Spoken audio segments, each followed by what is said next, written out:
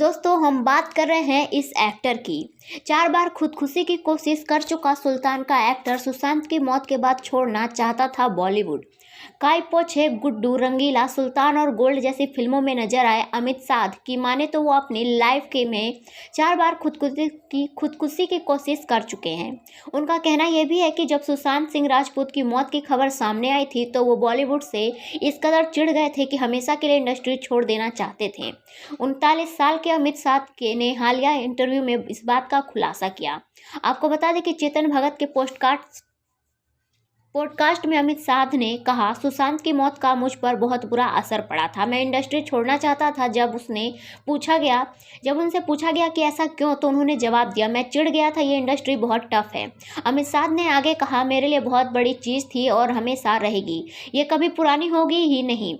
साध ने इस दौर पर भी बताया कि कैसे सुशांत की मौत से पहले वो उनसे बात करना चाहते थे। वो कहते हैं, उनके निधन के 3 से 4 महीने पहले मैंने उन्हें जानने वाले एक शख्स के बात की थी और उनका नंबर मांगा था। मैंने कहा था कि मैं उनसे बात करूंगा क्योंकि हम उनके बारे में बहुत कुछ सुन रहे थे। उनका नंबर नहीं था। उस आदमी ने बताया कि उन्होंने खुद को पूरी तरह से रिजर्व कर लिया है और उनका नंबर बदल गया है। मेरे अंदर से एक आवाज़ आई कि क्या हुआ होगा, वो परेशान होंगे, मैं उनके घर जाऊंगा। लेकिन जब शख्स ने मना कर दिया तो मैंने उनका पीछा नहीं किया। हम सभी व्यस्त हो जाते हैं, फिर मन में गिल्ट आता है। मुझे नहीं पता था कि ये गिल्ट या एक तरह का प्यार। आपको बता दें, अमित साध ने बातचीत के दौरान सुशांत सिंह राजपूत के साथ अपने रिलेशनशिप पर भी बात की। उन्होंने कहा, ऐसा नहीं कि हम बेस्ट फ्रेंड थे, लेकिन उस 1-1.5 साल के लिए हम लवर्स थे। यहाँ तक कि राजकुमार राव भी। राज के लिए मेरे अंदर ढेर सारा प्यार भरा है। अगर कोई राजकुमार या सुशांत के बारे में बकवास करता है तो मुझे बहुत गुस्सा आ जाता है।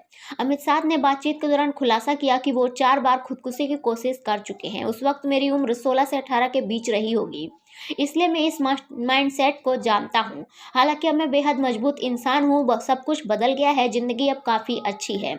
अमित साध के मुताबिक एक वक्त था जब वो डिप्रेशन में चले गए थे और ऐसे वक्त में उनकी मदद एक्ट्रेस स्मृति ईरानी ने की थी। वो कहते हैं, मैं नहीं जानता कि उन्हें कैसे पता चला कि मैं मुश्किल में हूँ। मेरे पास उनकी ओर से एक रैंडम कॉल आया। मेरे लिए ये बहन के समान है। उन्होंने मुझसे बात की और हमने 6 घंटे बात की। मैंने कहा कि मैं इस इंडस्ट्री में काम नहीं करना चाहता, मैं पहाड़ों में जाकर रहूंगा। अमित के मुताबिक स्मृति ईरानी उन्हें अक्सर कॉल करती रहती हैं और उनका हालचाल पूछती रहती हैं।